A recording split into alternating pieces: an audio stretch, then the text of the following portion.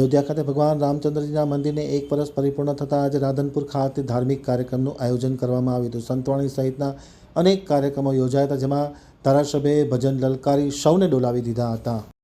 હવે જોઈએ રાધનપુર આમતક ન્યૂઝ બ્યુરોમાંથી જગદીશ પંચાલનો એક વિસ્તૃત અહેવાલ। પાટણ જિલ્લાના રાધનપુર ખાતે આવેલ હાઈવે 4 રસ્તા ઉપર રામલલ્લા ચોક ખાતે રાધનપુર રામ સેવા સમિતિ અને સમગ્ર હિન્દુ સમાજના ઉપક્રમે અયોધ્યા ખાતે બનેલા રામ મંદિરને આજે 1 વર્ષ પૂર્ણ થતાં તેની ઉજવણી રૂપે અનેક કાર્યક્રમોનું આયોજન કરવામાં આવ્યું હતું। મોટી સંખ્યામાં રાધનપુર અને તેની આજુબાજુના વિસ્તારના લોકો આસ્થા સાથે આ કાર્યક્રમમાં ઉપસ્થિત રહ્યા હતા। સંતવાણીનો કાર્યક્રમ પણ રાખવામાં આવ્યો હતો। ભગવાન રામચંદ્રજી મહારાજને અન્નકૂટ ધરાવવામાં આવ્યું હતું અને દર્શનનું લાભ સમગ્ર પંથકના લોકોને મળે તે પ્રકારનું આયોજન કરવામાં આવ્યું હતું। આ પ્રસંગે યોજાયેલા કાર્યક્રમમાં ધારાસભ્ય લવિંગજી સોલંકી, તેમના પુત્ર નરસિંહજી ઠાકોર, નગરસેવક પૂર્વ અજયભાઈ રાણા, અન્ય મહાનુભાવો ખાસ ઉપસ્થિત હતા। તેમની સાથે વિશ્વ હિન્દુ પરિષદના પ્રમુખ રાધનપુર જિલ્લાના લક્ષ્મણભાઈ આહિર, પ્રકાશભાઈ દક્ષિણી, ઈશ્વરભાઈ મામો, પપ્પુભાઈ માનસી, પ્રતાપભાઈ ઠક્કર સહિતના લોકો ખાસ ઉપસ્થિત રહી અને આ કાર્યક્રમને શાનદાર બનાવવામાં આવ્યો હતો।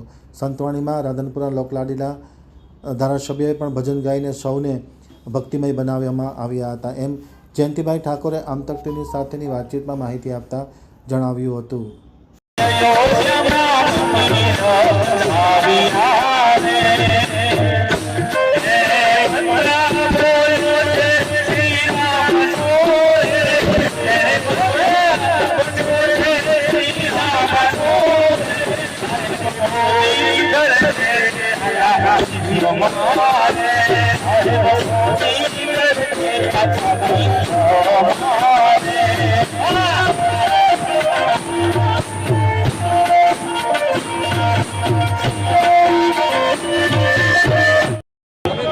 રામજી દ્વારા આયોજિત આખા રાધનપુર ને રામમય ભગવામય બનાવી દીધો। તાલીઓ પાડો ભલા માણસ।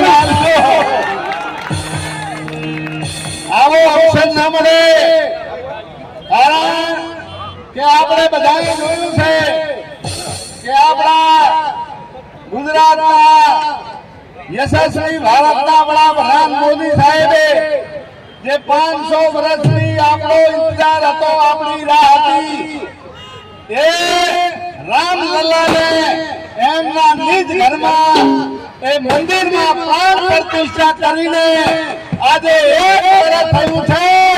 આ રામ સેવા સમિતિને આખા રાધનપુર નગર દ્વારા ગઈકાલે પણ અહીંયા એ મહાઆરતીનું આયોજન, આજે પણ આરતીનું આયોજન અને આ દરેક કલાકારો રાધનપુરની નગરની જનતાને નતમસ્તક વંદન કરું છું, કેમ કે આપણે આપણા રામલલ્લાના બાળકો છીએ, આપણા ભગવાનના અયોધ્યામાં દર્શન થયા, પણ અહીંયા આપણાને દર્શન કરાયા।